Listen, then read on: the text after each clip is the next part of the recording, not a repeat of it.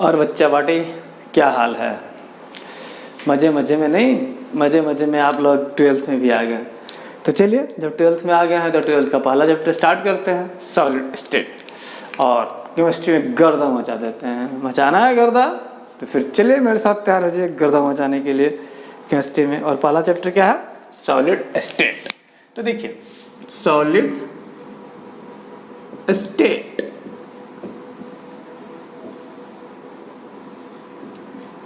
सबसे पहले तो ये समझते हैं सॉलिड स्टेट होता क्या है। इनफैक्ट इससे भी पहले एक बात समझते हैं। देखिए, जनरली सॉलिड स्टेट जो चैप्टर है ना, ये थोड़ा इमेजिनेशन वाला है।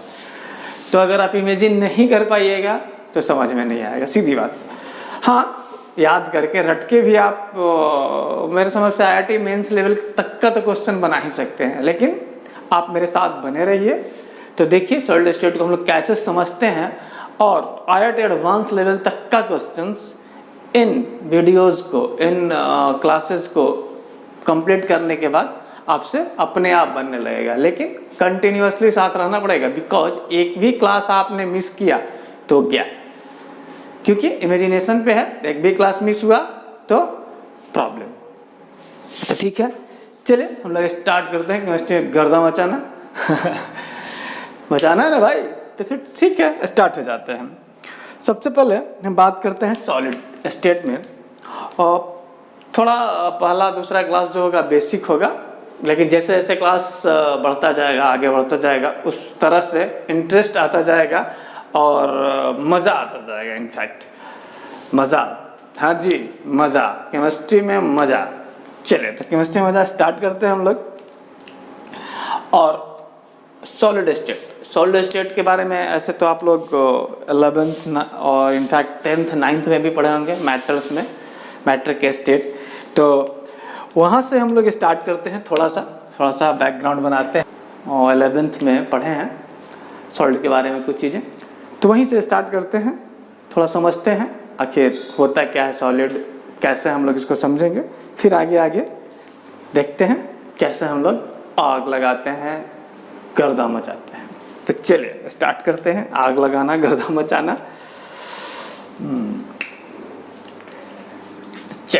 तो देखिए, हाँ वेरी गुड। देखिए क्या है, क्या स्टेटमेंट लिखा हुआ है, वेरी गुड, बहुत ही अच्छा स्टेटमेंट है, इससे बहुत कुछ क्लियर होगा। ऑलमोस्ट ऑल सब्सटेंसेस फॉर्म, देखिए almost all substances form solid when the temperature is low enough. मतलब कोई भी सब्सटेंस है वो सॉलिड हो जाएगा कब? जब टेम्परेचर बहुत कम कर दिया जाए। हर एक का अपना अपना ये है, लिमिट है, किसको कितने टेम्परेचर पे वो सॉलिड हो जाएगा। तो ये भी बात समझने वाली है कि जैसे सिंपल बात है, आइस 0 डिग्री पे सॉलिड, मतलब 0 डिग्री या उससे नीचे सॉलिड। थोड़ा टेम्परेचर बढ़ा दिया 0 या 0 से ऊपर तो लिक्विड, और थोड़ा ज़्यादा बढ़ा दिया 100 से एबव तो गैस। तो मतलब साफ है कि टेम्परेचर पे भी डिपेंड कर रहा है। चलिए इस बात को हम लोग डिटेल्स में समझेंगे। सबसे पहले हम लोग थोड़ा बैकग्राउंड बना लें सॉलिड को पढ़ने का। सॉलिड अब तक क्या पढ़े हैं, कैसे इसमें डेवलपमेंट हुआ, सॉलिड स्टेट को पढ़ते ही क्यों है? तो भाई सॉलिड स्टेट को इसलिए पढ़ते हैं कि आपके चारों तरफ, आपके सराउंडिंग में सबसे ज़्यादा अगर आपको कुछ दिखेगा तो सॉलिड दिखेगा। एक पेन, एक बोर्ड, एक ग्लास, कुछ भी, मतलब आप खुद से सोच के देखिए तो आपको मैक्सिमम सॉलिड्स ही दिखेंगे। तो इसलिए बहुत इंपॉर्टेंट था। इनफैक्ट हम लोग सॉलिड, लिक्विड, गैस सबको पढ़ते हैं। याद कीजिए, गैस को 11th में पढ़ चुके हैं, आइडियल गैस, रियल गैसेस वगैरह वगैरह, याद है ना।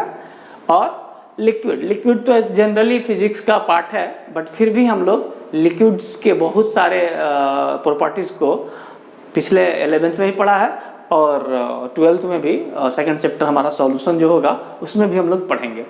तो दोनों निपट रहे हैं, और तीसरा बच गया था सॉलिड। तो सॉलिड स्टेट को हम लोग फर्स्ट चैप्टर में निपटा लेंगे। ठीक है, तो चलिए समझते हैं, बैकग्राउंड से आते हैं, आखिर सॉलिड है क्या, कैसे, थोड़ा बहुत पीछे आपने क्या पढ़ा है उससे स्टार्ट करते हैं। तो देखिए जनरली मैटर के 3 स्टेट्स तो सब जानते हैं। कौन कौन सा भाई? तो पहला सॉलिड स्टेट, दूसरा लिक्विड, और तीसरा गैस। इन तीनों स्टेट को हम लोग पढ़ चुके हैं 11th में या 10th में भी। और ये भी जानते हैं हम लोग, उसमें पढ़े होंगे कि एक्चुअली अगर पार्टिकल से मिलके बना है तो इंटर पार्टिकल फोर्स, जो कि आप लोग जनरली पढ़े होंगे इंटर मॉलिक्यूलर फोर्स। तो मान के चलते हैं कि मॉलिक्यूल से बना है तो इंटर मॉलिक्यूलर फोर्स, और अगर अभी पार्टिकल से बना है, पार्टिकल मीन्स मॉलिक्यूल्स, आयंस वगैरह वगैरह वगैरह, एटम्स, तो इन लोग तो सबको एक साथ पार्टिकल मान लिए, तो इंटर पार्टिकल फोर्स।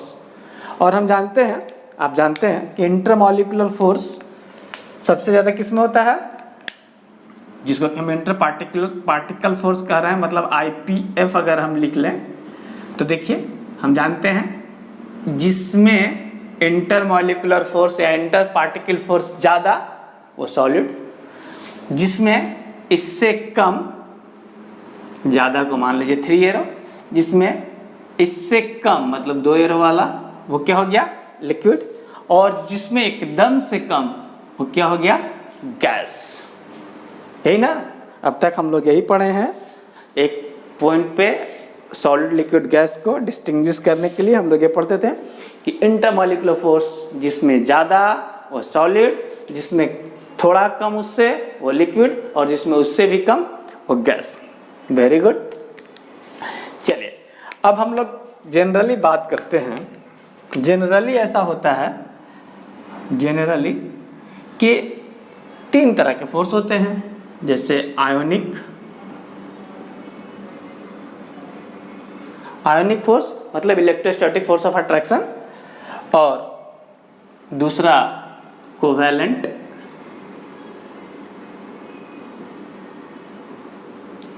फोर्स, कहने का मतलब कि कोवैलेंट बॉन्ड्स जो बनाते हैं वो फोर्स, ठीक है, और तीसरा वंडरवाल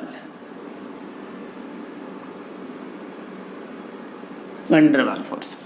और सबको पता है, आप सब जानते हैं, सिंपल सी बात कि जनरली आयनिक फोर्स सबसे ज़्यादा, कोवैलेंट उससे कम, और वंडरवाल एकदम से कम।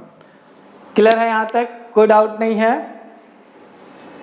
चलिए यहाँ तक आप लोग जानते हैं और क्लियर है, कहीं कोई प्रॉब्लम नहीं है। अब हम लोग बात करते हैं, देखिए समझिएगा। अब यहाँ से NaCl अगर है या CSCl है तो इनके बीच आयनिक फोर्स, ऑब्वियसली आयनिक फोर्स, तो इलेक्ट्रोमैग्नेटिक जो आप लोग कहते हैं इंटरमॉलिक्यूलर फोर्स वो ज़्यादा, मेरे समझ जो मैं अभी इंटरमॉलिक्यूलर फोर्स को यही है, इंटरमॉलिक्यूलर फोर्स इसी को आप लोग कहते हैं।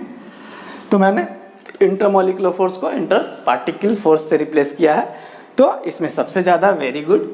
इसके बाद कोवैलेंट इंटर मॉलिक्यूलर फोर्स जो है ये डिक्रीज हो गया, थोड़ा कम हो गया, ठीक है ना। कोवैलेंट फोर्स वाला जो बॉन्ड बनेगा इसमें कम होगा। तो अब आप देखिए कोवैलेंट फोर्स वाला क्या होता है, डायमंड बना। चलिए एक ही एग्जांपल लेते हैं, ज़्यादा एग्जांपल की जरूरत ही नहीं है। तो देखिए इसमें इंटर मॉलिक्यूलर फोर्स या इंटर पार्टिकल फोर्स जो है आयनिक वाले से कम होगा। तो भाई अगर ये सॉलिड बना रहे हैं आयनिक फोर्स वाले, तो कोवैलेंट फोर्स वाले को तो लिक्विड होना चाहिए।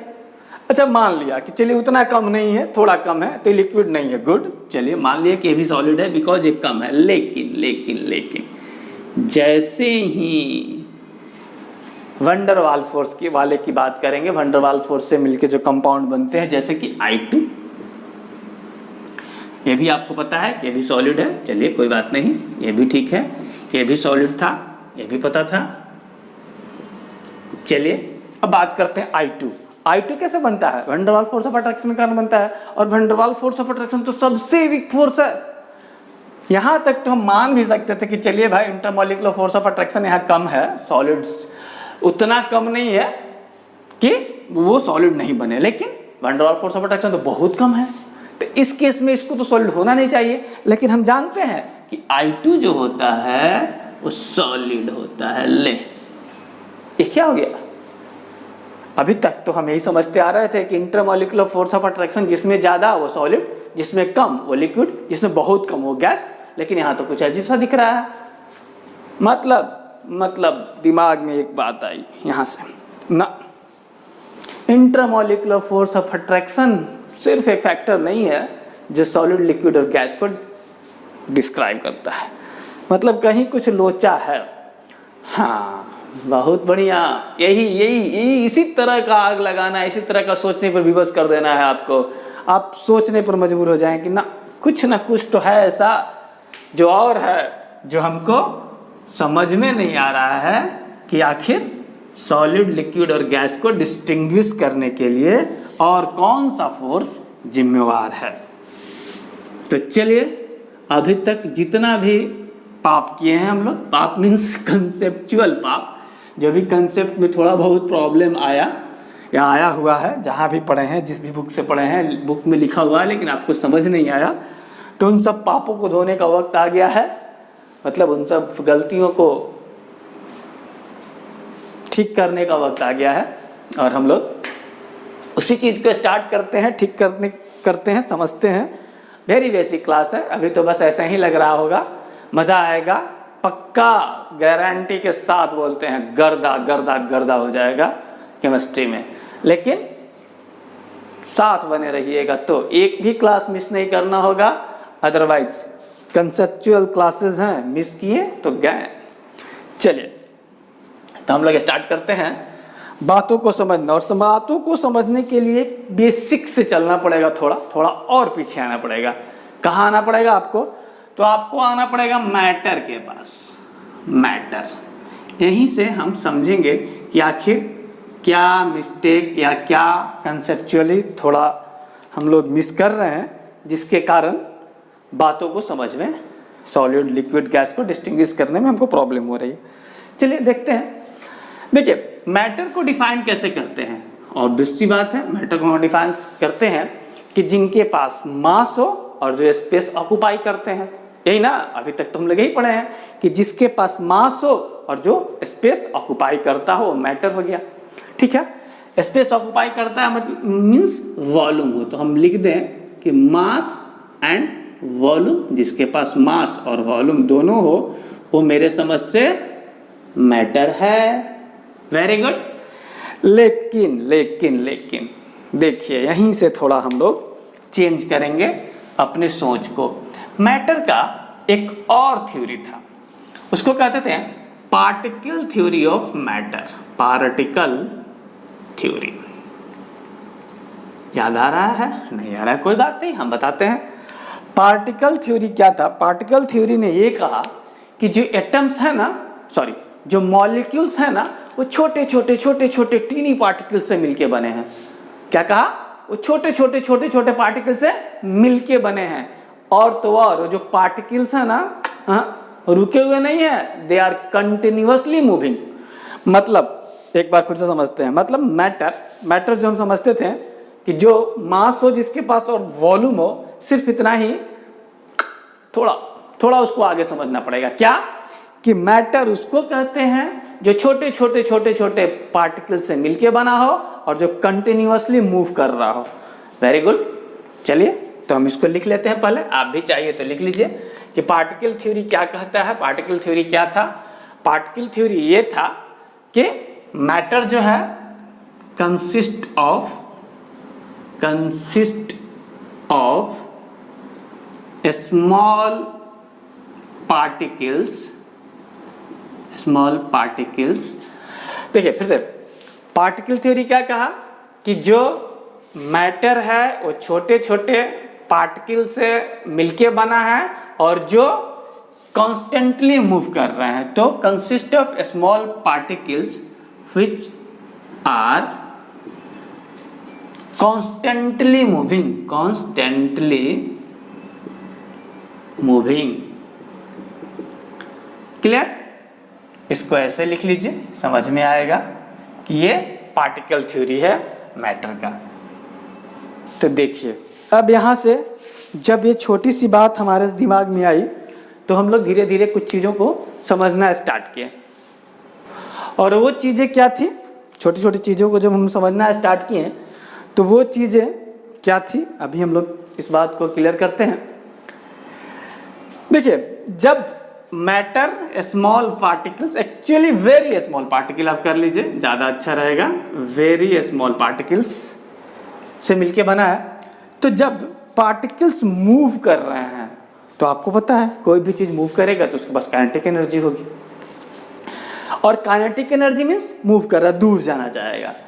तो क्लियर, यहाँ आप एक चीज़ क्लियर हो रहा है कि नहीं, जो भी मैटर बना है वो जो पार्टिकल से मिलके बना है उसमें दो तरह के फोर्स लग रहे हैं। एक इंटरमॉलिक्यूलर फोर्स ऑफ अट्रैक्शन जो एटम्स को पकड़ के, मॉलिक्यूल्स को पकड़ के, आयंस को पकड़ के, पार्टिकल्स को पकड़ के पास लाना चाह रहा है, और एक फोर्स और है जो काइनेटिक एनर्जी के कारण आ रहा है, जो काइनेटिक एनर्जी के कारण लग रहा है। और वो क्या है, वो इन मैटर्स, इन पार्टिकल्स, इन मैटर में जो पार्टिकल्स है, जो आयंस है, जो एटम्स है, जो मॉलिक्यूल्स है, उसको दूर करना चाह रहा है। मतलब क्लियर कि देख, एक बात साफ हो गई कि कोई भी मैटर है तो उसमें दो तरह का फोर्स है। एक फोर्स अट्रैक्ट कर रहा है, अट्रैक्टिव इन नेचर है, जो पार्टिकल्स को पास लाना चाह रहा है, ठीक है, और दूसरा फोर्स ऐसा है जो पार्टिकल्स को दूर ले जाना चाह रहा है।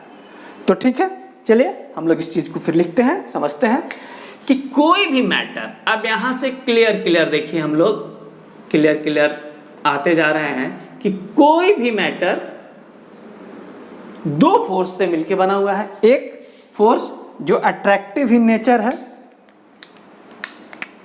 एक फोर्स जो अट्रैक्टिव इन नेचर है, और दूसरा फोर्स रिपल्सिव इन नेचर है, रिपल्सिव इन नेचर है। अब मतलब समझते हैं, अट्रैक्टिव इन नेचर है तो साफ समझ में आ रहा है कि हाँ, अट्रैक्टिव इन नेचर वाला जो फोर्स है वो अब तक हम लोग जो पढ़ते आ रहे हैं, जिसको कि इंटर मॉलिक्यूलर फोर्स या हमने कहा inter particular force, inter particle force कहते हैं। गुड। लेकिन रिपल्सिव वाला फोर्स कौन सा है, तो भाई वही रिपल्सिव वाला फोर्स है जो काइनेटिक एनर्जी के कारण आ रहा है। और यहाँ एक चीज और क्लियर कर दें कि मॉलिक्यूल्स, पार्टिकल्स या आयंस जो एक मैटर का फॉर्मेशन कर रहे हैं, उनका जो काइनेटिक एनर्जी है, तो सारे काइनेटिक एनर्जी को जोड़ देंगे, सम कर देंगे सारे काइनेटिक एनर्जी को, तो थर्मल एनर्जी में कन्वर्ट हो जाता है। मतलब thermal energy means sum of all the kinetic energy, ठीक है। तो एक मॉलिक्यूल, एक मैटर में, फिर से समझिए बातों को, हमने क्या कहा बेसिक से, हमने क्या कहा, मैटर बना किससे है, छोटे छोटे बहुत छोटे छोटे पार्टिकल्स से, और वो पार्टिकल्स कैसे हैं, मूव कर रहे हैं। तो वो पार्टिकल्स मूव कर रहे हैं तो उनके पास काइनेटिक एनर्जी है, ठीक है। और अभी हमने देखा कि किसी भी मैटर में, ठीक है, किसी भी मैटर में दो तरह का फोर्स लगता है। एक अट्रैक्टिव फोर्स जो मॉलिक्यूल्स, पार्टिकल्स या आयंस को साथ नजदीक लाना चाहता है, अट्रैक्ट करके रखना चाहता है, और दूसरा रिपल्सिव फोर्स जो उन दोनों के बीच, उन दोनों को सेपरेट करना चाहता है, अलग करना चाहता है।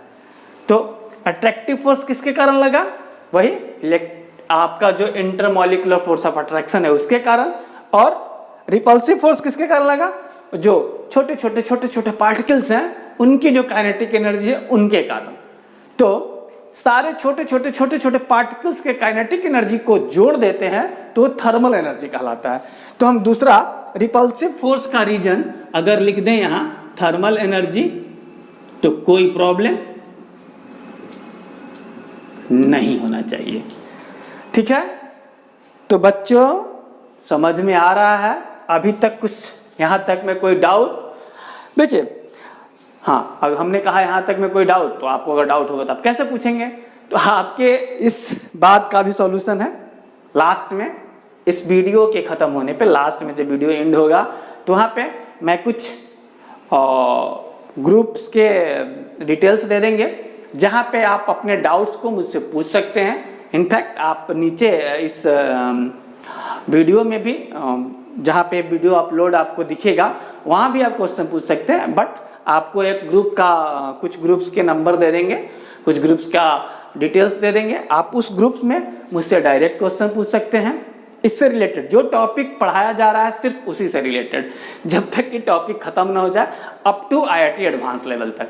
हम लास्ट में इसको हम डिस्क्राइब कर देंगे और आप क्वेश्चन उसमें डाल सकते हैं, पूछ सकते हैं। अगर संख्या ज़्यादा हो जाएगी, अगर लोग ज़्यादा हो जाएंगे क्वेश्चन पूछने वाले, तो 1 घंटा में ऑनलाइन वहाँ बैठ के भी 1-to-1 करके भी आपके क्वेश्चंस को लाइव सॉल्व कर दिया करूँगा। इसके लिए मुझे कोई प्रॉब्लम नहीं, बट फिलहाल आप समझिए, और जो डाउट हो आप डिस्क्रिप्शन में भी पूछ सकते हैं, और अगर आपको इच्छा हो आपकी तो ग्रुप में भी पूछ सकते हैं। मैं ग्रुप का डिस्क्रिप्शन लास्ट में वीडियो खत्म होने के बाद दे दूंगा। तो चलिए फिर आते हैं, धुआं करना है ना केमिस्ट्री को, आग लगाना है ना भाई, तो चलिए आगे बढ़ते हैं। तो कुछ समझ में आई बात है, गर्दा मचाने के लिए काफ़ी है, स्टार्ट है अभी, तो आगे देखिए होता है क्या। तो मैटर के बारे में हमने क्या कहा, 2 तरह के फोर्स होंगे, अट्रैक्टिव, रिपल्सिव। रिपल्सिव फोर्स कहाँ से आया, थर्मल एनर्जी से, और अट्रैक्टिव फोर्स कहाँ से आया, तो है इंटरमॉलिक्यूलर फोर्स ऑफ अट्रैक्शन से। चलिए यहाँ तक बात समझ में आ गई, कॉपी कर लीजिए, इंपॉर्टेंट है, जरूरी है, ये बेसिक चीजें तो हैं, आपके पढ़े हुए भी हैं सॉलिड्स, मैटर वगैरह, लेकिन फिर भी ये जरूरी है, ठीक है। चलिए मैं इसको मिटाता हूँ, आप स्नैपशॉट ले लीजिए अगर आप चाहें तो। चलिए तो अच्छा, बच्चों कहने पे आपको लगता होगा सर हमें बच्चा ना कहो। अरे भाई बच्चा नहीं कहे तो क्या कहें, बच्चे ही हैं अभी आप लोग। चलिए तो आगे बढ़ते हैं हम लोग। हाँ बच्चे ही नहीं, बच्चे और बच्चियां भी, क्योंकि बच्चियां भी तो होंगी कुछ लोग। चलिए तो आगे बढ़ते हैं हम लोग, और अभी हमने क्या देखा कि मैटर 2 फोर्स से मिलकर बना है। तब तो क्लियर हो गया ना भाई कि इन दोनों फोर्स के बीच के डिफरेंस पे, सॉलिड, लिक्विड और गैस, इन दोनों फोर्स के बीच के डिफरेंस पे डिपेंड करते होंगे। तो ऐसे समझते हैं। अब देखिए आस्ते आस्ते हम लोग अपने टॉपिक की तरफ जा रहे हैं। मैटर और वेरी बेसिक मैटर के 3 फिजिकल स्टेट, बहुत सारे हैं लेकिन हम लोग बात कर रहे हैं सिर्फ 3 फिजिकल स्टेट। कौन कौन सा, सॉलिड, लिक्विड और गैस। समझिए यहाँ से, अब धीरे धीरे हम लोग समझेंगे। और अब सॉलिड कैसे बना, लिक्विड कैसे और गैस कैसे, या कौन लिक्विड कौन सॉलिड कौन गैस। तो देखिएगा जरा, ध्यान दीजिएगा, देखिए चले ध्यान दीजिए इस पे। देखिए इंटरमॉलिक्यूलर फोर्स ऑफ अट्रैक्शन, आपने अभी तक पढ़ा, इसको हम कहते हैं inter particle force of attraction. Actually inter particle force of attraction ही होना चाहिए, बिकॉज देखिए जो सॉलिड मॉलिक्यूल से मिलके बना हो उसमें ना inter molecular force of attraction लगेगा, लेकिन जो सॉलिड्स अगर एटम से मिलके बने हो, आयन से मिलके बने हो, तो उनमें हम कैसे, उनमें कह सकते हैं कि inter atomic force of attraction या inter ionic force of attraction.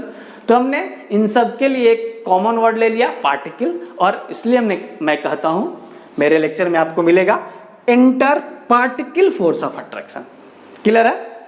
चलिए तो सॉलिड को क्या कहा कि inter particle force of attraction जिसमें ज्यादा हो, वेरी गुड। और दूसरा फोर्स क्या है, ये तो हो गया अट्रैक्टिव फोर्स, और दूसरा रिपल्सिव फोर्स जो है, जो रिपल्सिव फोर्स है जिसको कि कह रहे हैं हम लोग थर्मल एनर्जी वाला फोर्स, थर्मल एनर्जी के कारण जो फोर्स लग रहा है।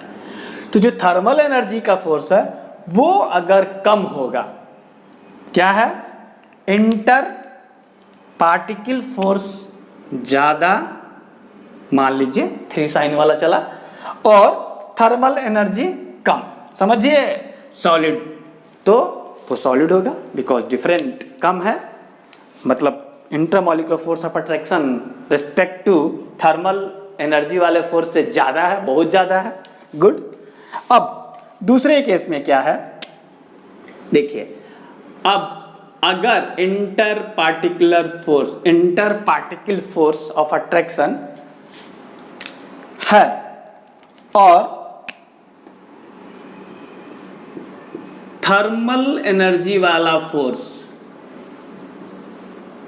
एनर्जी वाला फोर्स जो कि रिपल्सिव इन नेचर है, तो देखिए inter particle force of attraction solid से इसमें कम हो गया और थर्मल एनर्जी वाला फोर्स सॉलिड से ज़्यादा हो गया। मतलब कहने का सिंपली कि इन दोनों के बीच का डिफरेंस इससे कम है।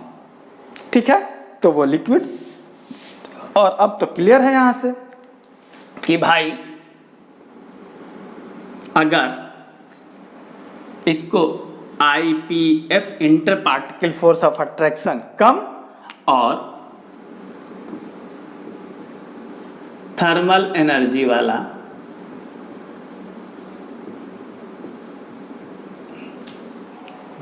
बहुत ज्यादा तो गैस।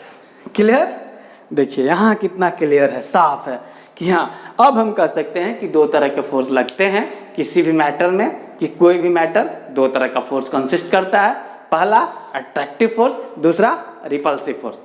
मतलब इन नेचर पहला अट्रैक्टिव इन नेचर, दूसरा repulsive in nature. Attractive in nature कौन सा था? वही इंटर पार्टिकल फोर्स। और रिपल्सिव इन नेचर कौन सा था? थर्मल एनर्जी वाला फोर्स। थर्मल एनर्जी वाला फोर्स रिपल्सिव इन नेचर क्यों था? क्योंकि कहां से आया था? काइनेटिक एनर्जी से आया था। और काइनेटिक एनर्जी मतलब मूवमेंट तो मूव करके दूर जाना चाहते थे, इसलिए। तो क्लियर हो गया? यहां से एक बात क्लियर हो गई कि जिसमें थर्मल एनर्जी और inter particle force of attraction के बीच में कम गैप होगा, वो मतलब ऐसे समझिए, जिसमें इंटर पार्टिकल फोर्स ज्यादा और थर्मल एनर्जी का फोर्स बहुत कम, वो सॉलिड। जिसमें दोनों उतना कम ज्यादा नहीं, तो वो लिक्विड। और गैस उसमें किसमें, गैस किसको कहेंगे? जिसमें इंटर पार्टिकल फोर्स बहुत कम with respect to thermal energy. तो यहां से हम लोग क्लियरली एक बात कह सकते हैं। क्या कह सकते हैं? कि द एग्जिस्टेंस ऑफ, मतलब साफ कह सकते हैं। अच्छा कॉपी कर लिया था ना? ओके कोई बात नहीं, कॉपी नहीं किया तो पीछे से जाके कॉपी कर लीजिए, पीछे इसको रिवाइंड करके, मतलब बैक जाके। चलिए आइंदा से हम टाइम भी दिया करेंगे और फटाफट कॉपी किया कीजिए, ठीक है? चलिए तो हम आगे बढ़ते हैं। हाँ, तो यहाँ से एक दो बातें तो क्लियर हो गई। पहला सीधा बात है और यहाँ उसको नोट भी कर लेते हैं हम लोग। देखिए वेरी बेसिक, बहुत ही बेसिक बातें अभी हम लोग पढ़ रहे हैं, तो इसीलिए, लेकिन पक्का ये बातें भी कहीं ना कहीं गर्दा मचा रहा होगा, आग लगाने के लिए काफ़ी है क्या? सही ना?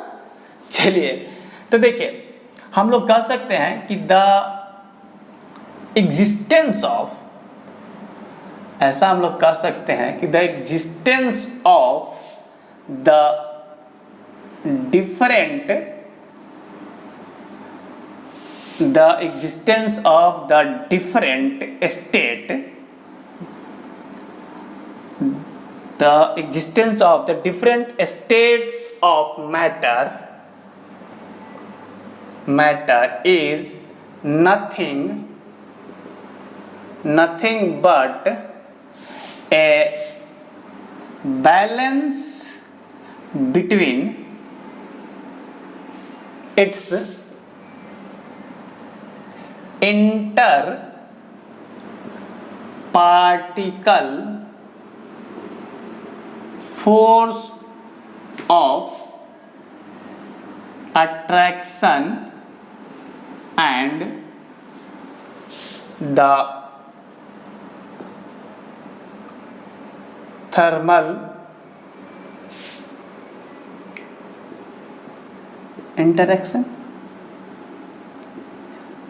फिर से बात को समझिए, हमने क्या कहा कि the existence of the different state of matter is nothing but a balance between its inter particle force of attraction and the thermal interaction.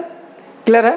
अभी तक हमने यही कहा कि अगर inter particular force of attraction ज्यादा और थर्मल, जो थर्मल के कारण हो रहा था, जिसको कि हमने थर्मल एनर्जी की नाम दिया था, तो वो बहुत कम, मतलब दोनों के बीच का डिफरेंस ज़्यादा तो सॉलिड, डिफरेंस कम लिक्विड, डिफरेंस बहुत कम तो गैसेस। क्लियर? तो यहाँ तक अभी हमने जो पढ़ा कुछ खास नहीं पढ़ा, ये सब पुरानी चीज़ें थी जो आपको पता है, आप जो जानते हैं वही हम लोगों ने पढ़ा देखा। चलिए धीरे धीरे आगे बढ़ रहे हैं हम लोग अपने टॉपिक पे। और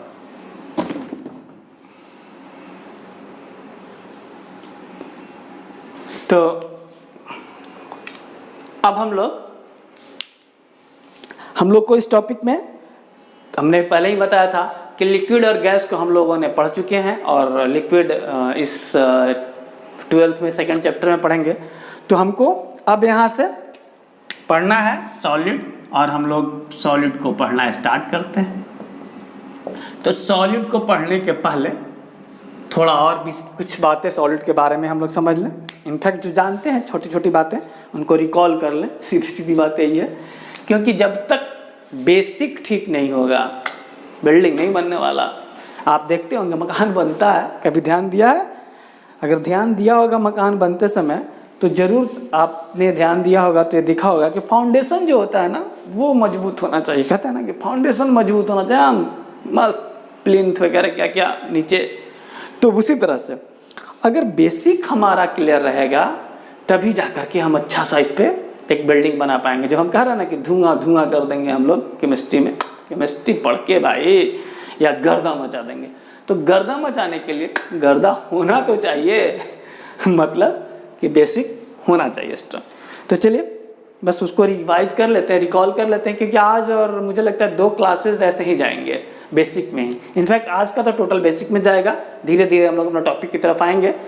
तो चलिए स्टार्ट करते हैं, बेसिक समझते हैं और कुछ चीज़ों को। जैसे सॉलिड को हम लोग डिफाइन कैसे करते थे, वही पहला हम लोग क्या कह सकते हैं कि जिसके पास डेफिनिट शेप हो, ठीक है, एंड वॉल्यूम हो,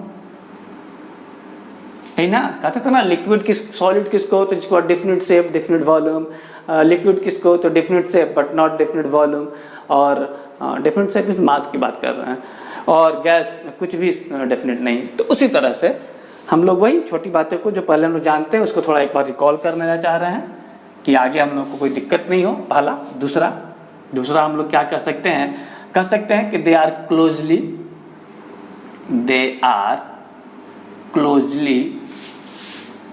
packed.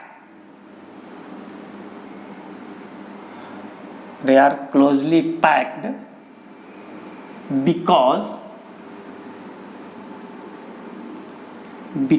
चलिए, अरे क्या इंग्लिश लिखते हो भाई, क्या लिखते हो? They are closely packed because they have क्या, क्यों क्लोजली पैक होते हैं? अभी हम लोगों ने देखा बिकॉज दे हैव क्या, बोलिए। हाँ एकदम सही, स्ट्रॉन्ग इंटर पार्टिकल फोर्स, यही लिख देते हैं, ठीक है। Because they are closely packed because they have strong inter particle force, ठीक है। चलिए इंटर पार्टिकल फोर्स, अच्छा यहीं पे लिख लेते हैं और भी चीज, इसी कारण से ये रिजिड होते हैं, ठीक है। ये बात समझ में आ रही है, रिजिड होते हैं, और ये भी पता है कि हार्ड होते हैं, तो इसको भी यहीं लिख लेते हैं क्योंकि छूट नहीं जाए कहीं, ठीक है। बेसिक चीज़ें हैं, ये तो 11th 9th में पढ़े हुए हैं। एक्चुअली अगर हम बात करें तो इनका जो पैकिंग होता है, देखिए, हाँ गुड, देखिए अब हम लोग आगे जब बढ़ेंगे यहाँ से तो हम लोग मान के चलेंगे, इनफैक्ट होता ही है, मान के क्या चलना है, स्फेरिकल एटम्स की बात करेंगे, स्फेयर की तरह दिखेगा, ठीक है। तो इनकी पैकिंग अगर आप समझना चाहते हैं तो कुछ इस तरह से होता है। मान लीजिए एक एटम, दूसरा एटम, तीसरा एटम, चौथा एटम, मीन्स एकदम नज़दीक नज़दीक नज़दीक नज़दीक हैं इनके एटम्स, इनके पार्टिकल अगर है तो, ठीक है। तो एकदम से नज़दीक नज़दीक हैं, इसीलिए रिजिड होते हैं और हार्ड होते हैं, क्लियर है। चलिए दूसरा के बाद तीसरा पॉइंट, तीसरे पॉइंट में हम लोग क्या लिखें, इंपॉर्टेंट है, लिख लीजिएगा, solids can not be flow,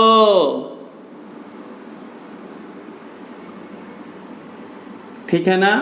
ये इम्पॉर्टेंट है, इम्पॉर्टेंट इसलिए है कि सॉलिड, लिक्विड, गैस, मैटर के 3 फिजिकल स्टेट हम लोग पढ़ रहे हैं जनरली, और तीनों में से 2 जो फिजिकल स्टेट हैं, लिक्विड और gas, they are fluid.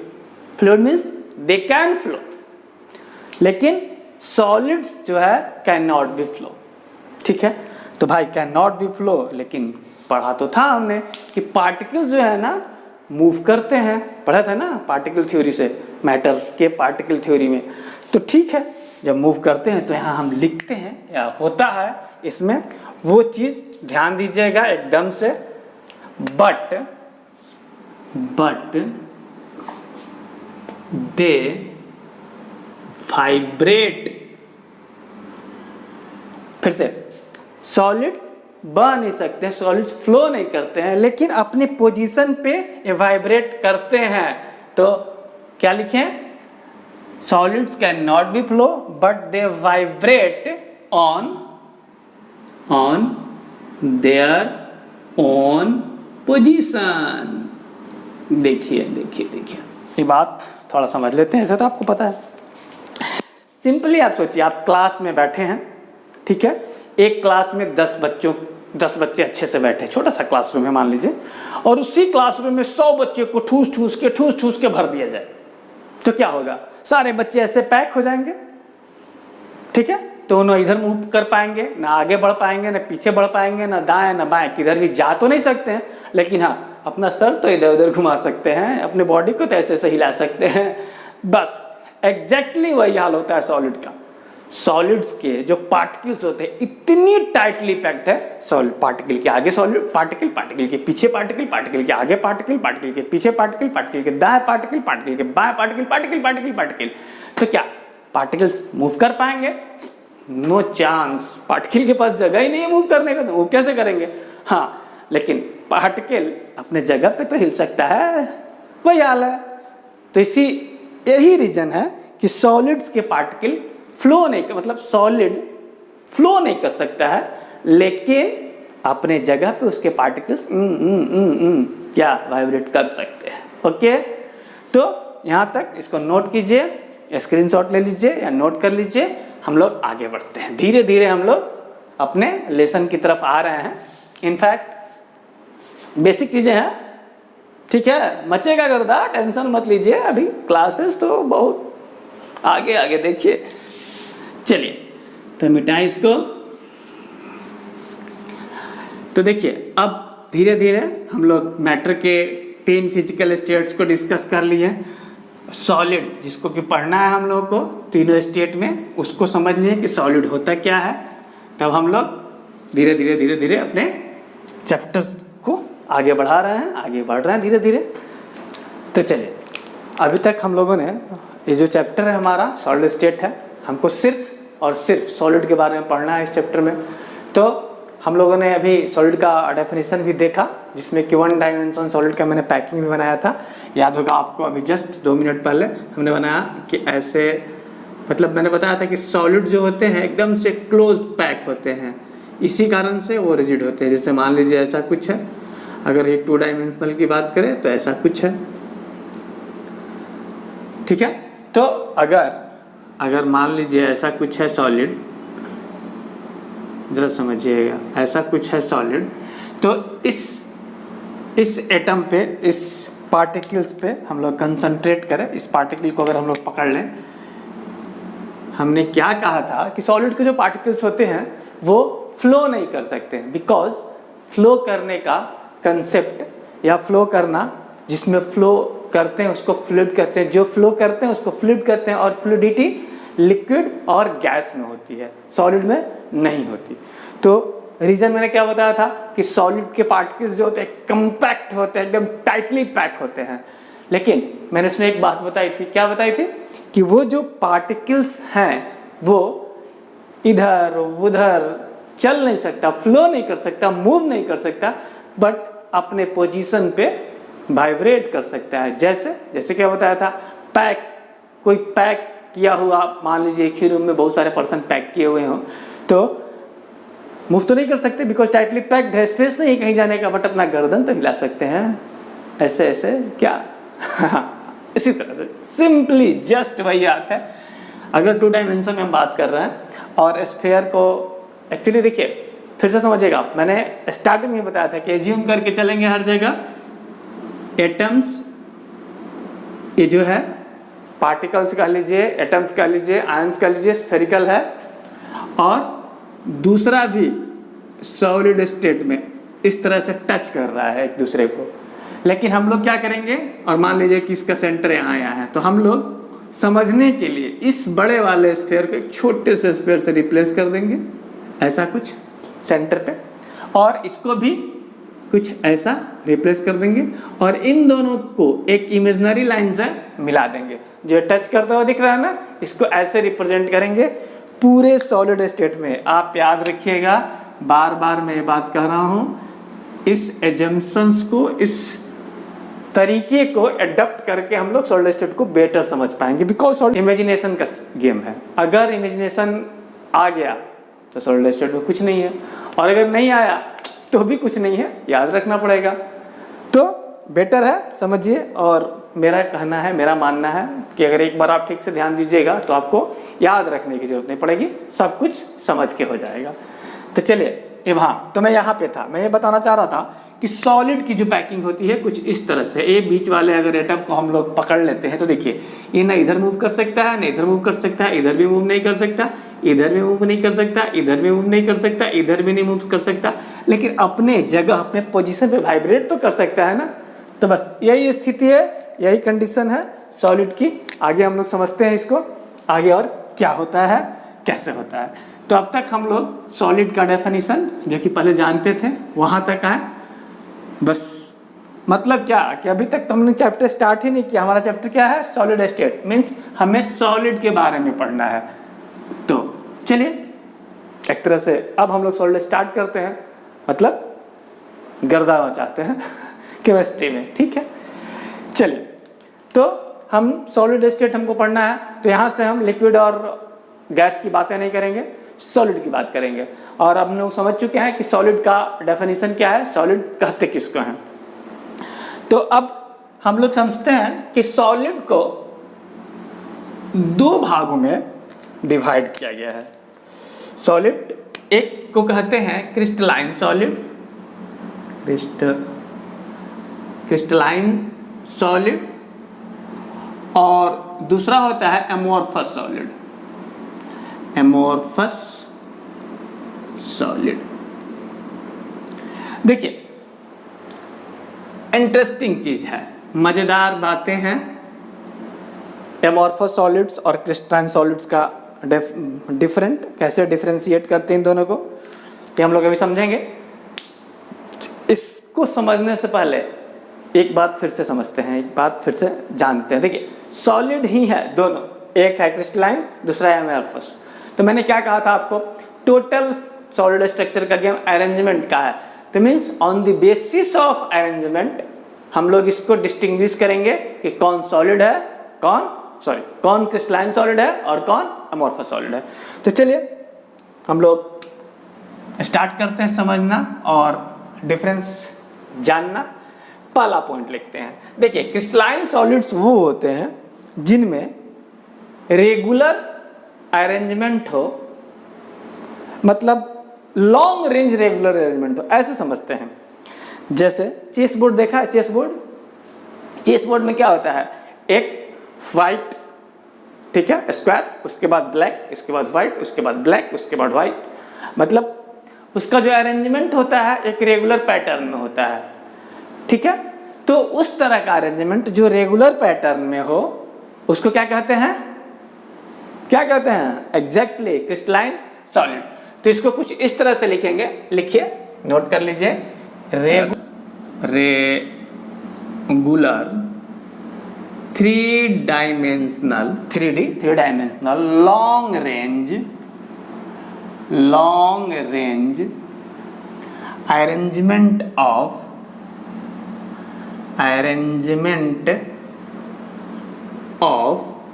constituent particles, ठीक है। मतलब वही एक black square white square, black square white square, एक रेगुलर अरेंजमेंट है। तो एमोर्फस सॉलिड को किसको कहेंगे एक्चुअली? देखिए एमोर्फस ग्रीक वर्ड है और एमोर्फस का मतलब ही होता है नो फॉर्म, जिसका कोई रेगुलर पैटर्न ही नहीं है। तो इसको हम लोग ऐसे डिफाइन करते हैं, इसको ऐसे लिखते हैं कि irregular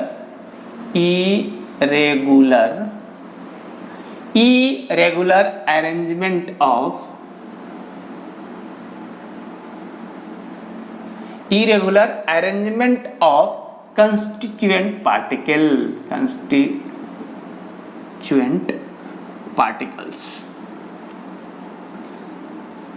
कहीं कहीं आप देखेंगे कि इसके डेफिनेशन को सीधे सीधे ऐसे भी लिखते हैं। क्या लिखते हैं? लिखते हैं कि regular repetition of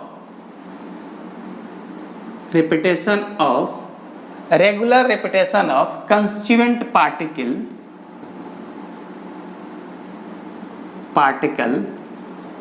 in short range।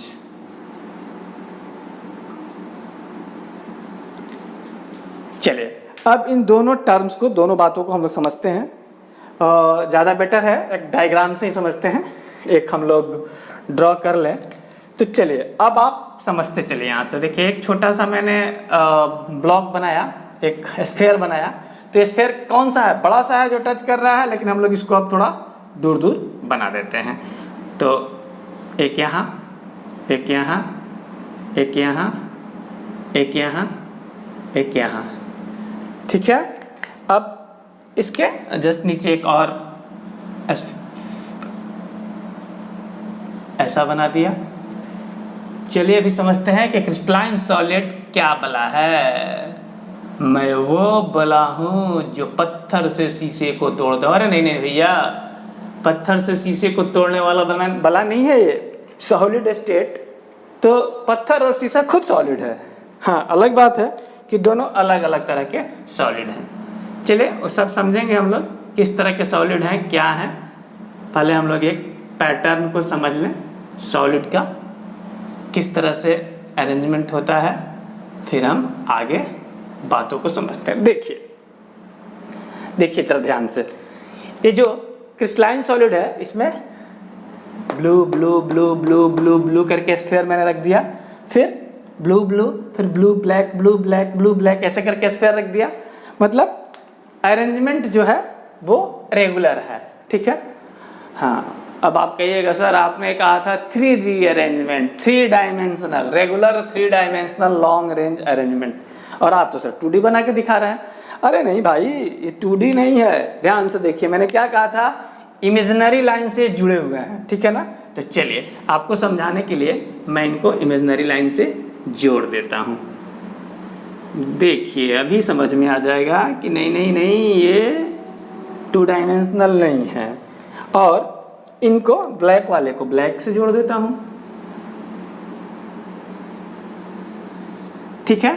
और मैं करता क्या हूँ, फिर वही सारे ब्लू वाले को ब्लू से जोड़ दिया और ब्लैक वाले को ब्लैक से जोड़ दिया, ठीक है। अब देखिए इनको ऐसे ऐसे ऐसे ऐसे ऐसे, इनको ऐसे ऐसे ऐसे ऐसे ऐसे। क्या भाई आपको कुछ दिख रहा है? ये 3D फिगर हो गया कि नहीं, 3 डायमेंशनल स्ट्रक्चर बन गया। क्लियर? तो इससे आप समझ गए कि रेगुलर अरेंजमेंट होगा पार्टिकल्स का, कंस्टिट्यूएंट पार्टिकल्स का 3D में लॉन्ग रेंज, तो उसको क्या कहते हैं हम लोग? क्रिस्टलाइन सॉलिड कहते हैं।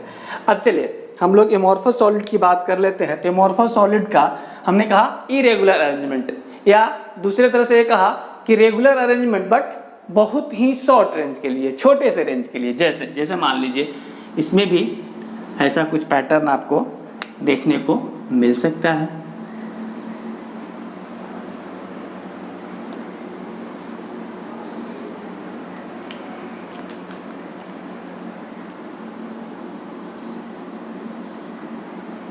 इसके बाद कुछ ऐसा, कुछ ऐसा, कुछ ऐसा, कुछ ऐसा, कुछ ऐसा, कुछ ऐसा, या कुछ एटम ऐसे, कुछ एटम ऐसे, कुछ ऐसे में से।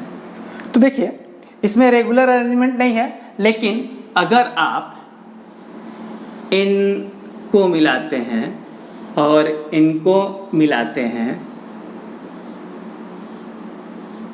और फिर इनको मिला दिया, फिर इनको मिला दिया, फिर इनको मिला दिया, फिर इनको मिला दिया, इनको मिला दिया, इनको मिला दिया, इनको मिला दिया, इनको मिला दिया, इनको मिला दिया, ऐसे कुछ बना।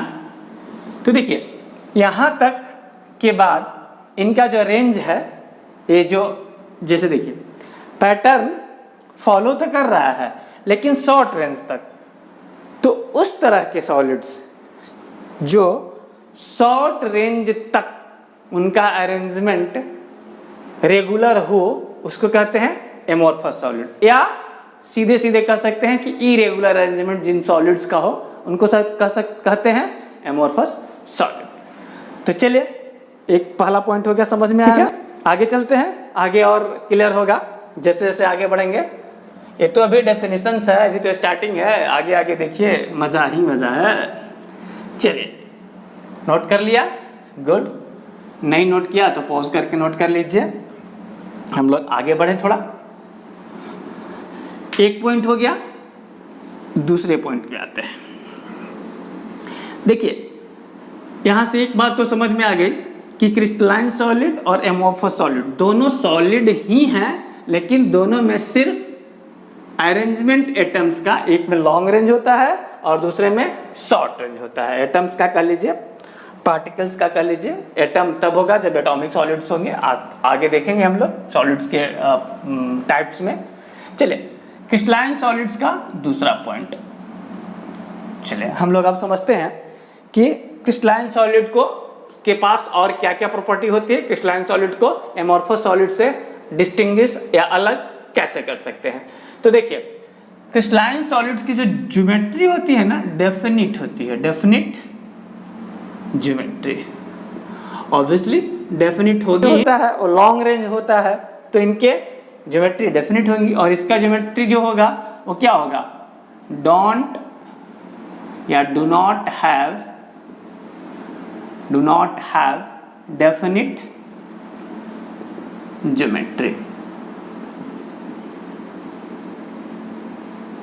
ठीक है, क्लियर है। इनका खुद का पैटर्न जो है वो रेगुलर नहीं है, लॉन्ग रेंज रेगुलर नहीं है, तो ज्योमेट्री की क्या बात करें कि ज्योमेट्री इनका रेगुलर होगा या डेफिनिट होगा, तो होने से रहा। चलिए तीसरे पॉइंट पे आ जाते हैं। तीसरा जो डिफरेंस है मेन क्रिस्टलाइन सॉलिड और एमोर्फस सॉलिड में, वो है मेल्टिंग पॉइंट और boiling point. Melting point and boiling point. देखिए मेल्टिंग पॉइंट और बॉइलिंग पॉइंट क्रिस्टलाइन सॉलिड का शार्प होता है। शार्प मेल्टिंग पॉइंट और बॉइलिंग पॉइंट का मतलब क्या है? शार्प मेल्टिंग पॉइंट का मतलब क्या हुआ कि जैसे एज्यूम कीजिए कि आयरन है, उसका अगर मेल्टिंग पॉइंट 3000 केल्विन है, तो 3000 केल्विन पे पूरा का पूरा आयरन मेल्ट कर जाएगा। ऐसा नहीं होगा कि कुछ आयरन 280 पे मेल्ट किया और कुछ 3000 पे। मेल्ट कितने पे करेगा? 3000 डिग्री पे ही सारा का सारा आयरन मेल्ट करेगा। लेकिन जो एमोर्फस सॉलिड्स होते हैं, इनका जो होता है वो मेल्टिंग पॉइंट और boiling point, melting point and boiling point जो होते हैं वो एक पे क्या है, रेंज। मेल्टिंग पॉइंट और बॉइलिंग पॉइंट का रेंज होता है। जैसे अगर कोई एमोर्फस सॉलिड है, मेल्ट करना स्टार्ट हुआ, तो अगर मान लीजिए कि प्लास्टिक को ले लीजिए, तो प्लास्टिक मेल्ट करना स्टार्ट होगा, तो मान लीजिए कि 50 डिग्री से स्टार्ट हो गया मेल्ट करना। तो ऐसा नहीं है कि 50 डिग्री पे सारा का सारा प्लास्टिक मेल्ट कर जाए। 50 डिग्री से मेल्ट करना स्टार्ट करेगा और मेल्ट करते करते 60 डिग्री तक जाके सारा का सारा मेल्ट करेगा। तो इनका मेल्टिंग पॉइंट और बॉइलिंग पॉइंट एक रेंज में होता है, लेकिन क्रिस्टलाइन सॉलिड्स का मेल्टिंग पॉइंट और बॉइलिंग पॉइंट शार्प होता है। ठीक है, चलिए चौथा पॉइंट, चौथा डिफरेंस हम लोग देखते हैं। ठीक है, चौथा very very very important difference है। इनफैक्ट सारे डिफरेंस तो इंपॉर्टेंट ही हैं। तो चलिए चौथा, पहले एक और डिफरेंस समझ लेते हैं। चौथा डिफरेंस कि अगर शार्प नाइफ से कट करेंगे तो जो सरफेस मिलेगा क्रिस्टलाइन सॉलिड का वो स्मूथ होगा, लेकिन एमोर्फस सॉलिड का जो मिलेगा वो स्मूथ सरफेस नहीं होगा, रफ सरफेस होगा। चलिए पहले लिख लेते हैं, फिर समझते हैं कि क्यों ऐसा होता है आखिर। तो चलिए लिखते हैं कि प्लेन सरफेस, देखिए कट करने पे प्लेन सरफेस मिलता है। क्या मिलता है? Plane surface. तो plane surface is exposed cutting with sharp knife, मतलब एकदम से शार्प नाइफ से काटा जाए तो क्रिस्टलाइन सॉलिड में जो प्लेन सरफेस मिलेगा वो प्लेन सरफेस जो मिलेगा कटने के बाद वो सरफेस प्लेन होगा। ठीक है, plane surface is exposed on cutting with sharp knife. लेकिन यहां क्या होता है, एमोर्फस सॉलिड को जब काटिएगा तो rough surface is exposed on cutting with sharp knife. मतलब साफ है कि अगर एकदम से शार्प नाइफ से काटिएगा क्रिस्टलाइन सॉलिड को तो वो प्लेन सरफेस मिलेगा, लेकिन अगर एमोर्फस सॉलिड को काटिएगा तो रफ सरफेस मिलेगा। एग्जाम्पल के लिए कभी आपने देखा होगा कि रबर वगैरह को काटा जाता है शार्प नाइफ से, तो उसका जो सरफेस जो मिलता है, जो एक्सपोज होता है, जो कटने के बाद दिखता है, वो प्लेन नहीं होता है, रफ होता है। लेकिन किसी मेटल्स को काटते हैं तो वो जो सरफेस मिलता है वो एकदम से प्लेन होता है। 4 पॉइंट्स। अब 5वें पॉइंट्स पे आ जाते हैं। 5वां पॉइंट बहुत ही इम्पॉर्टेंट है और बार बार एग्जाम्स में पूछा भी जाता है, तो थोड़ा ध्यान दीजिएगा, ध्यान देने वाला बात है। देखिए ऐसा नहीं है कि एमोर्फस सॉलिड और क्रिस्टलाइन सॉलिड में बहुत कुछ फर्क है। फर्क किस चीज़ का है? सिर्फ अरेंजमेंट का। लेकिन देखिए सिर्फ एटम्स के, पार्टिकल्स के अरेंजमेंट के चेंज होने के कारण कितनी सारी प्रॉपर्टीज डिफरेंट हो गई, चेंज हो गई। ठीक है, चलिए तो हम लोग आते हैं अब 5वें पॉइंट पे, 5वें डिफरेंस पे।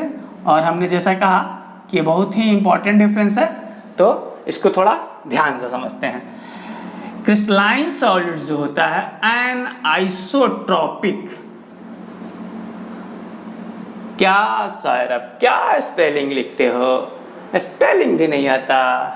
एन आइसोट्रॉपिक इन नेचर होते हैं। देखिए भाई मेरा हैंड राइटिंग ऐसा ही है, आपको थोड़ा कंप्रोमाइज करना पड़ेगा हैंड राइटिंग के साथ, क्योंकि बस है तो है, मैं कोशिश कर रहा हूँ कि इम्प्रूव कर जाए, बट है यही। और मैं जो बोल रहा हूँ उसको समझिए एटलीस्ट, आखिर गर्दा मचाना है ना भाई, तो समझना तो पड़ेगा। चलिए अभी स्टार्टिंग है, अभी तो हम लोग स्टार्ट ही नहीं किए सॉलिड पढ़ना, अभी तो वो चीज़ें पढ़ रहे हैं जो हर जगह लिखा हुआ है। अभी आगे देखिए। चलिए तो एन आइसोट्रॉपिक इन नेचर। हाँ, अब आप पूछिएगा सर एन आइसोट्रॉपिक होता क्या? बताते हैं, रुकिए, एक ही बार सब कुछ। उसी तरह से एमोर्फस सॉलिड जो होता है आइसोट्रॉपिक इन नेचर होता है, आइसोट्रॉपिक इन नेचर। हाँ, समझना जरूरी है इन दोनों चीज़ों को। देखिए पहले तो एन आइसोट्रॉपिक का मतलब क्या होता है? तो एन आइसोट्रॉपिक का मतलब होता है कि उस तरह का, जैसे एन आइसोट्रॉपिक इन नेचर है, मतलब कि क्रिस्टलाइन सॉलिड्स में हर डिफरेंट डायरेक्शन में उसकी फिजिकल और मैकेनिकल प्रॉपर्टीज डिफरेंट होती है। क्या होती है? डिफरेंट डायरेक्शन में फिजिकल प्रॉपर्टी डिफरेंट, और आइसोट्रॉपिक का मतलब होता है कि डिफरेंट डायरेक्शन में भी फिजिकल प्रॉपर्टीज सेम हो। तो पहले इसको लिख लीजिए। एन आइसोट्रॉपिक का मतलब हो गया कि different physical properties in different direction। और आइसोट्रोपिक का मतलब हो गया कि same physical properties in different direction.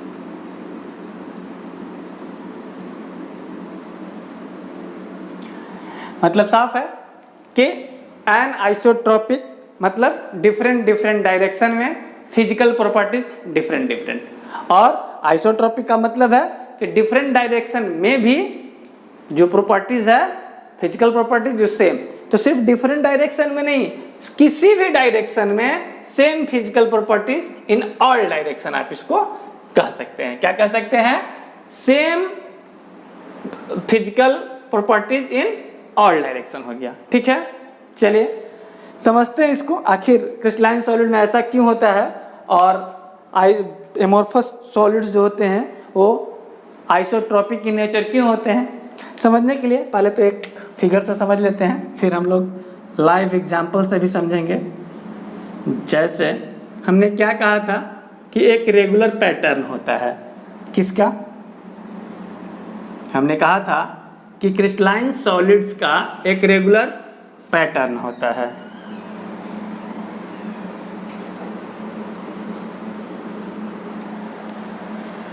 तो मान लीजिए कि ये क्रिस्टलाइन सॉलिड है,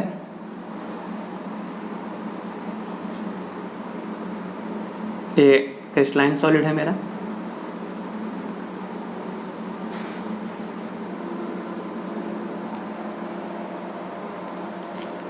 समझिए समझिए, जरूरी है समझना।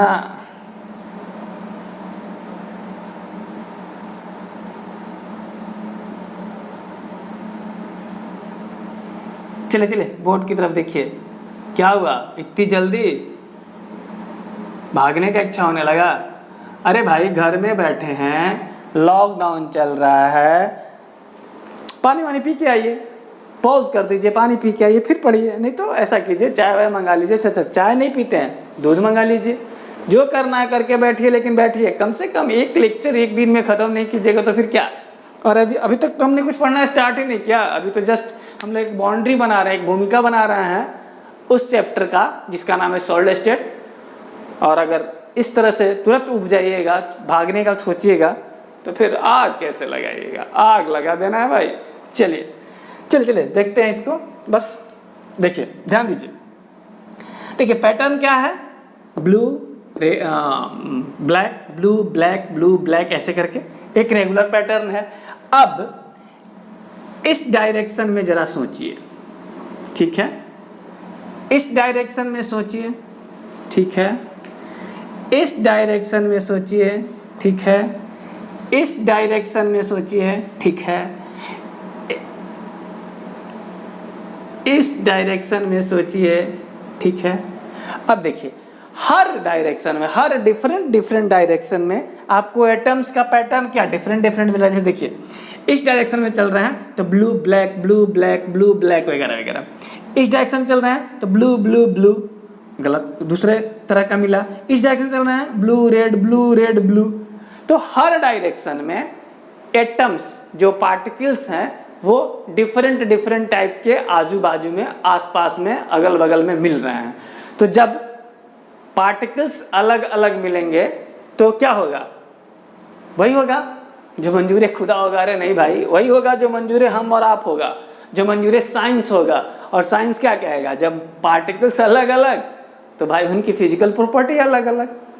ओके, और एमोर्फस सॉलिड्स के बारे में क्या कहें? जिनका अरेंजमेंट ही पता नहीं है भाई, किसी भी तरह से अरेंज है तो हो सकता है हर डायरेक्शन में एक ही तरह का प्रॉपर्टी मिले। जब अरेंजमेंट ही फिक्स नहीं है तो कुछ भी कह नहीं सकते ठीक से। तो इसलिए इनका जो होता है हर डायरेक्शन में प्रॉपर्टीज, फिजिकल प्रॉपर्टीज सेम ही होता है, ठीक है। जैसे एग्जाम्पल के लिए इसको मिटा देना, चलिए इसको हम लोग मिटा लेते हैं। एग्जाम्पल के लिए जो फिजिकल प्रॉपर्टीज हैं वो क्या होंगे, तो लिख लीजिए आप। फिजिकल प्रॉपर्टीज में हो जाएंगे, रिफ्रैक्टिव इंडेक्स रख लीजिए, थर्मल एक्सपेंशन रख लीजिए, ठीक है, ये सब फिजिकल प्रॉपर्टीज हैं। तो ये हर डायरेक्शन में सेम मिलेंगे आपको, किसमें, एमॉर्फस सॉलिड में। और क्रिस्टलाइन सॉलिड्स में क्या होंगे, हर डायरेक्शन में डिफरेंट मिलेंगे, ठीक है।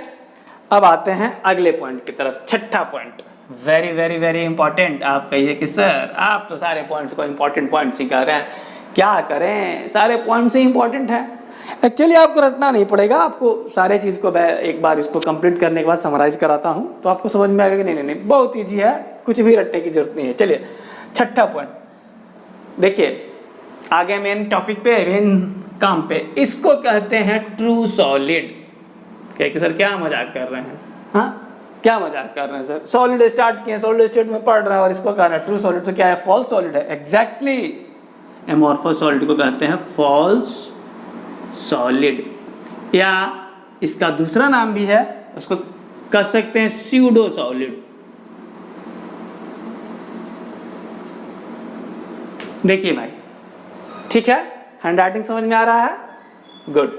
तो क्रिस्टलाइन सॉलिड ट्रू सॉलिड कहलाता है और एमॉर्फस सॉलिड स्यूडो सॉलिड कहलाता है। अब हम लोग यहाँ बात करेंगे कि स्यूडो सॉलिड या फॉल्स सॉलिड इसको क्यों कहते हैं, ये समझना है, बहुत इंपॉर्टेंट है, और इसका तो लाइव एग्जाम्पल भी है, ठीक है। इनफैक्ट लाइव एग्जाम्पल से क्वेश्चंस भी आते हैं, आए हुए हैं। तो चलिए, मुझे स्पेस चाहिए इन बात को समझाने के लिए, तो मैं ऊपर वाले को जो 5th पॉइंट था उसको मिटा देता हूँ, ठीक है, मैं इसको मिटा देता हूँ।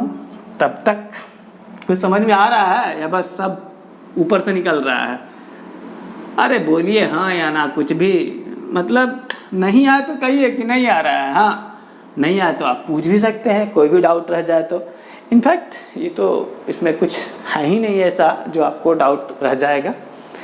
चलिए फिर भी समझते हैं, समझने की कोशिश करते हैं आगे। आइए चलिए बोर्ड पे देखिए, बहुत हुआ, चलिए आइए देखते हैं ट्रू सॉलिड। अब ट्रू सॉलिड क्यों भाई, इसको ट्रू सॉलिड क्यों कहते हैं और इनको फॉल्स सॉलिड क्यों कहते हैं? तो देखिए, एक्चुअली एमॉर्फस सॉलिड जो होता है, ये लिख लीजिए लाइक, देखिए लाइक लिक्विड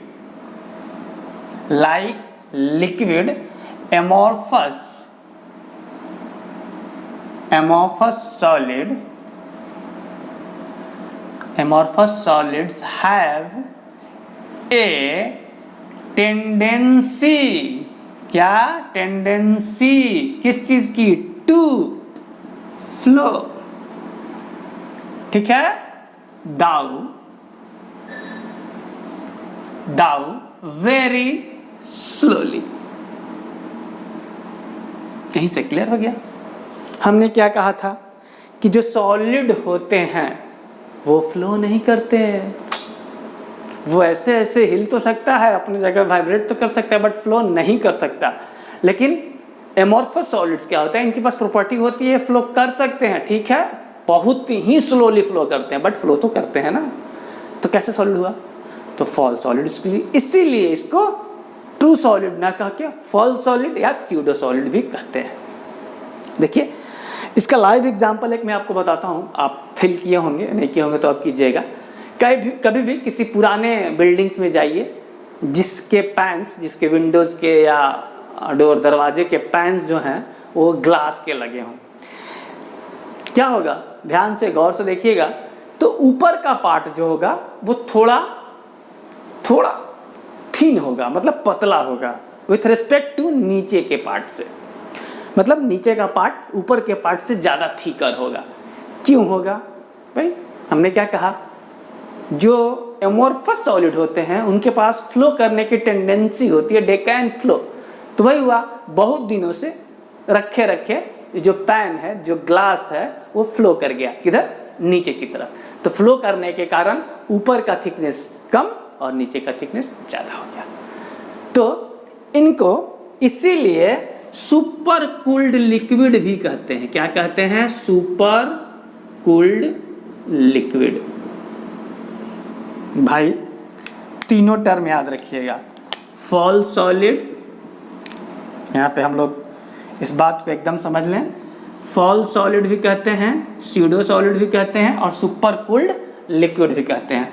क्यों कहते हैं? दिख गया आपको? बिकॉज इनके पास फ्लो करने की टेंडेंसी होती है। ठीक है, तो आज के लिए इतना ही काफ़ी है। हाँ, इसके बाद एक लास्ट पॉइंट हो जाएगा एग्जाम्पल, या पॉइंट्स नहीं कहिए, इनके एग्जाम्पल रख लीजिए।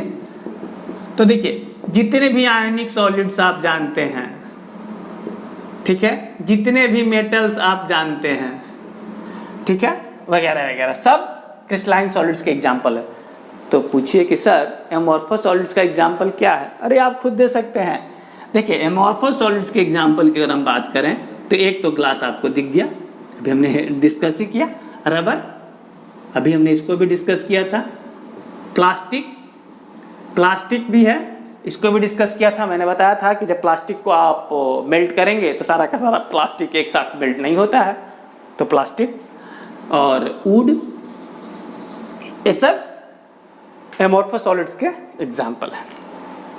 ठीक है, तो डिफरेंस एमॉर्फस सॉलिड और क्रिस्टलाइन सॉलिड में 6 पॉइंट्स बहुत है, इतना आप याद रख लीजिए तो आपका काम बन जाएगा। इनफैक्ट इससे ज़्यादा एमॉर्फस सॉलिड और क्रिस्टलाइन सॉलिड से रिलेटेड कुछ भी पूछने का नहीं है, जानने का नहीं है, लेकिन फिर भी बुक्स में बहुत सारे पॉइंट्स दिए होंगे, आप उनको देख लीजिएगा एक बार तो ज़्यादा बेटर रहेगा। अदरवाइज मोर देन एनफ है, इतना पॉइंट्स आप किसी भी एग्जाम में लिख दीजिए। इनफैक्ट आपसे पूछा जाएगा तो +2 के एग्जाम में ही पूछा जाएगा, बोर्ड के एग्जाम में। अदरवाइज IIT तो पूछ नहीं रहा, ना मेंस में ना एडवांस में, और नीट भी नहीं। ठीक है ना? हाँ, एनिसोट्रॉपिक किसको कहते हैं ये पूछ सकता है, मतलब एन आइसोट्रॉपिक किसको कहते हैं ये पूछ सकता है। ट्रू सॉलिड्स कौन सा है ये पूछ सकता है, फॉल सॉलिड कौन सा है ये पूछ सकता है, और एक और चीज पूछ सकता है, ये पूछ सकता है कि क्या ये दोनों एमॉर्फस सॉलिड्स और क्रिस्टलाइन सॉलिड्स आपस में इंटरकन्वर्टेबल हैं। ये बढ़िया क्वेश्चन बनेगा, और ये बहुत सारे वीडियोस आपको मिल जाएंगे यूट्यूब पे, लेकिन मुझे नहीं लगता कि कहीं मिलेगा। मिल सकता है, हाँ, एकदम से क्लियर है, याद रखिएगा, ये दोनों इंटरकन्वर्टेबल हैं। ठीक है? कैसे? किसी टेम्परेचर पे, ऐसा एक टेम्परेचर आएगा, सम टेम्परेचर पे एमॉर्फस सॉलिड क्रिस्टलाइन सॉलिड बन जाएगा। ठीक है? और अगर क्रिस्टलाइन सॉलिड है उसको मेल्ट कर दीजिए और रैपिडली ठंडा कर दीजिए, मतलब एकदम सुपर कूल्ड ठंडा कीजिए, सुपर कूल्ड कर दीजिए, क्योंकि इसका नाम सुपर कूल्ड लिक्विड भी है ना। तो क्रिस्टलाइन सॉलिड को मेल्ट कीजिए और उसको अचानक से ठंडा कर दीजिए, तो क्या बन जाएगा? Amorphous solid. क्रिस्टलाइन सॉलिड को मेल्ट कीजिए और सुपर कूल्ड कर दीजिए उसको, तो क्या बन जाएगा? Amorphous solid. और एमॉर्फस सॉलिड को हीट कीजिए तो हो सकता है किसी टेम्परेचर पे वो क्रिस्टलाइन सॉलिड बन जाए। तो मतलब बोथ आर इंटर कन्वर्टेबल। चलिए एक एग्जाम्पल, लाइव एग्जाम्पल एक और दे देता हूं मैं इसका। उसी विंडो की बात कर रहा हूं मैं, जो पुराने बिल्डिंग्स में जो विंडोज लगे रहते हैं, ठीक है ना, उस विंडोज के पैन पे देखिएगा कहीं कहीं विंडो धुंधला टाइप का दिखता है, लगता है कि कुछ खराब हो गया है। तो खराब नहीं है, हुआ क्या है, उतना पार्ट क्रिस्टलाइन हो गया है। क्या हो गया? उतना पार्ट क्रिस्टलाइन हो गया है। क्यों? क्योंकि टेम्परेचर के चेंज से हो सकता है उतना पार्ट वो क्रिस्टल में चेंज हो गया हो। तो ठीक है, अब जो पार्ट एमॉर्फस सॉलिड में क्रिस्टलाइन हो गया हो उसको क्या कहते हैं? ये भी क्वेश्चन बन सकता है ऑब्जेक्टिव में, इंजीनियरिंग मेडिकल में। +2 में तो नहीं पूछेगा मेरे समझ से, सवाल ही नहीं उठता है, लेकिन पूछ भी सकता है। अगर आपसे कोई पूछ दे कि एमॉर्फस सॉलिड में जितने देर तक क्रिस्टलाइन सॉलिड का अरेंजमेंट हो, क्रिस्टलाइन सॉलिड्स हो जितना पार्ट, उसको क्या कहते हैं? तो उस पार्ट को क्रिस्टलाइट्स कहते हैं। याद रखिएगा, उस पार्ट्स को क्या कहते हैं? उस पार्ट को क्रिस्टलाइट्स, उस पार्ट को क्रिस्टलाइट्स कहते हैं। ठीक है? तो ये डिफरेंस, ये मोर देन एनफ है, और आज का क्लास हम लोग यहीं समाप्त करते हैं। अगले क्लास में फिर मिलेंगे, मतलब क्या, कल मिलेंगे भाई। मैं अपना अपलोड करते रहूँगा वीडियोस और आप लोग रेगुलर देखते रहिए, क्योंकि रेगुलर देखिएगा तो कोई बर्डन नहीं होगा, नहीं तो 2 4 5 एक बार देखिएगा तो दिक्कत है। और रेगुलर देखते रहिए, क्लास की तरह फील होगा। 45 मिनट 50 मिनट का एक वीडियो होगा, एक लेक्चर होगा, क्लास की तरह फील होगा। और धीरे धीरे हम लोग उस लेवल तक आ जाएंगे कि केमिस्ट्री में गर्दा मचा दें, आग लगा दें, वगैरह वगैरह वगैरह। ठीक है, तो चलिए, गुड नाइट या गुड डे, या जो भी जिस समय भी आप देख रहे हो वो समय आपका गुड हो, उसके बाद का समय भी गुड हो। तो फिर तैयार हैं हम लोग, अगले दिन फिर से मिलेंगे, आग लगाने, गर्दा मचाने।